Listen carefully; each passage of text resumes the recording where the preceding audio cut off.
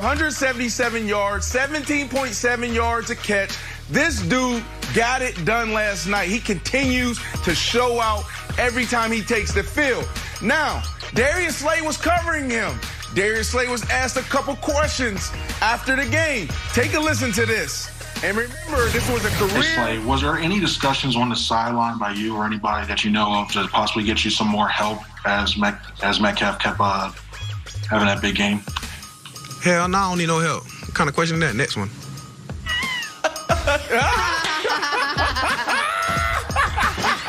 You don't need any help. Oh, my God, he went for 177 yards. He needed some help. He needed some help.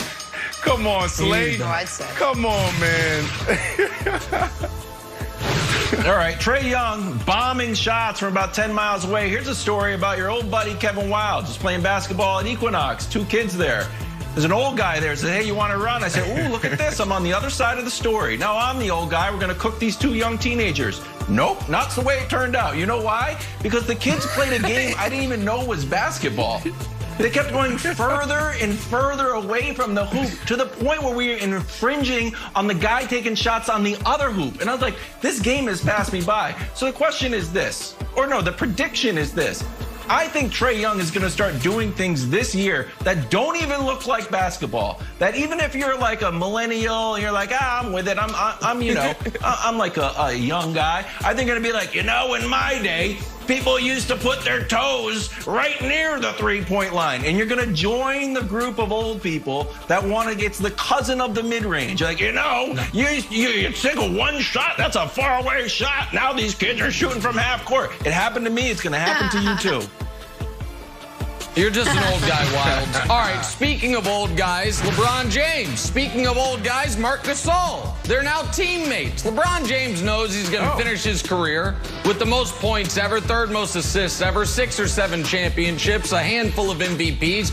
But one thing he's not going to have, Defensive Player of the Year. And that's because in 2013, he came in second. He came in second to a man who was not even one of the top 2 all-defensive team centers, yet somehow won the Defensive Player of the Year, Marc Gasol. LeBron James on a podcast tonight, Road Tripping Pod with Richard Jefferson, Allie Clifton, is going to address this, saying that Marc Gasol has LeBron's trophy at his house. Ongoing development over whether or not LeBron's going to actually reclaim that trophy as it rightfully should be his, so his mantle is full. I will continue to keep America updated. Good. Thank you, Nick. Hey, you guys, you know how Bill Belichick speaks volumes without using words, how he says things without saying things? Hey, how's your offense playing? We're going to focus on Week 12. That means your offense isn't playing great. You can just kind of read. You just know. If you know Bill, you know what he's trying to say. So the other day, he was asked whether Matt Patricia, who the Lions just let go, would be rejoining the Patriots, to which Bill Belichick answered the question. I couldn't believe it. He said, I'd say right now we're really focused on correcting the mistakes from the Arizona game and then moving on to the Chargers. Guys, Matt Patricia's coming back. I mean, there are other signs, like he brought Josh McDaniels back, and Matt Patricia knows that defense been 6 seasons here. But this quote, did you read it? He literally just told you what's happening. It's why I love Bill Belichick. He's just a great broadcaster. Says things without saying things. I love it. Some people are meant to be defensive coordinators. Exactly. Let us head out to L.A. now, where the Rams are sitting at 7-4 and in the playoff hunt. But could Jared Goff be holding him back?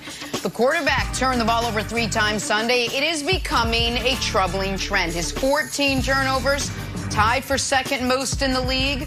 Sean McVay said, our quarterback has to take better care of the football. Brian Westbrook, start with you. Actually, Nick, let me start with you. Is Jared Goff's turnover problem the only thing that's standing in the way of a Rams Super Bowl run right now? No. That's not his turnover problem is not the only thing standing in the way of the Rams Super Bowl run. His lack of arm strength, his bad decision making, his lack of accuracy is also standing in the way of Rams Super Bowl run. All those things. His contract doesn't help either. The whole Jared Goff package. They got an excellent coach. They have the best defensive player in football. They might have the best corner in football. They have somehow, now they lost their left tackle, Whitworth, and I think you're starting to see some of the effects of that. A guy who had been there as long as Jared Goff, or almost as long as Jared Goff had been there. But listen, the Rams and the Eagles are in a very similar position. after 3 years and a Super Bowl appearance, they felt obligated to pay their quarterbacks. And they paid them early, and they paid them top of the market. And those guys hadn't earned it yet, hadn't proven they were can't miss the way Mahomes and Deshaun Watson had when they got their contracts after the same amount of time in the league. And now they've got to try to coach around them. And I also think one of the reasons Sean McVay was more pointed with his commentary this week, Brian, was because that's 4 in a row that he's lost to Kyle Shanahan. And once upon a time, Sean McVay was the hot, young, cutting-edge head coach. And Kyle Shanahan has kind of been elbowing him off that corner the last couple of years, and now he's beaten him 4 straight times, this time with Nick Mullins at quarterback. And I think Sean McVay's a little frustrated because the Rams are in win-now mode. They did trade those picks for Jalen Ramsey. They have paid so many people, and I think they have a defined ceiling because of the limitations they have at quarterback. You know, Nick, I think you're absolutely right. And there are times in the NFL where the stats speak volumes. So I'm going to give you a couple stats. The Rams defense, second in yards per game. So they're really good. They're fourth in points per game.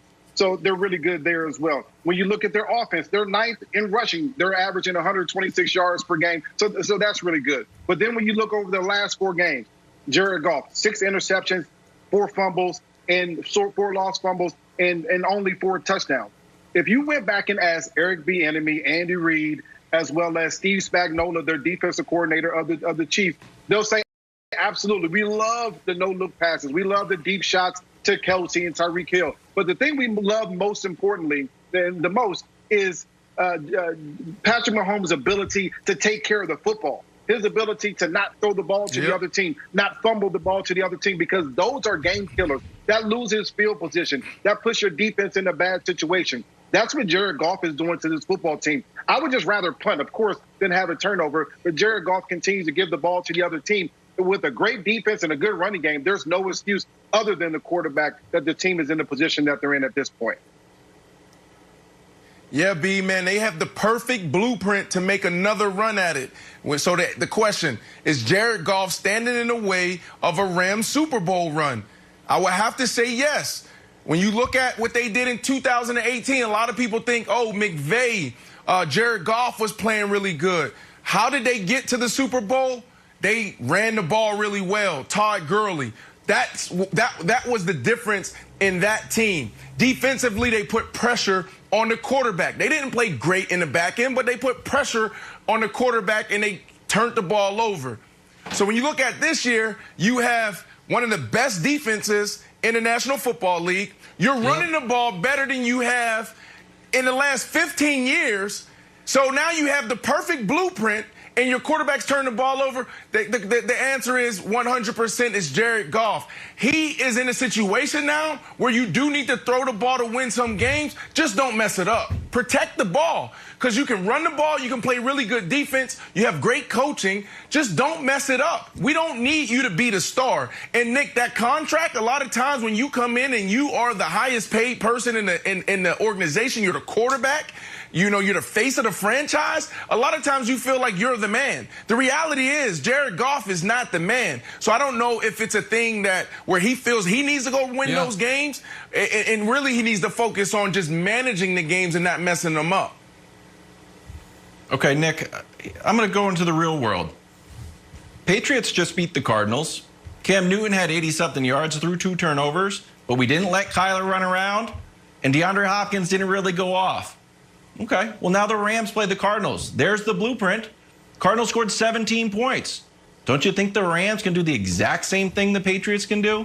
Even throw 2 turnovers, but manufacture 20 points as long as Kyler doesn't start running around and Jalen erases DeAndre Hopkins. All of a sudden, the Cardinals are one of the best offenses in the entire league, and Bill Belichick and Steve Belichick with his mullet took them out. I feel like the Rams can do the exact same thing, whether or not Goff is amazing or if he throws a few picks. I think that's Yeah, I mean, I think that's the game plan. I think as good as the Patriots defense was in that game, Kyler also played one of his sloppier games. I think Kyler's not going to stay at that level week after week. But yeah, that is the Rams' blueprint, which is why it's so unfortunate for them that Goff next year has the highest cap hit of anyone in football because they're trying to coach around him.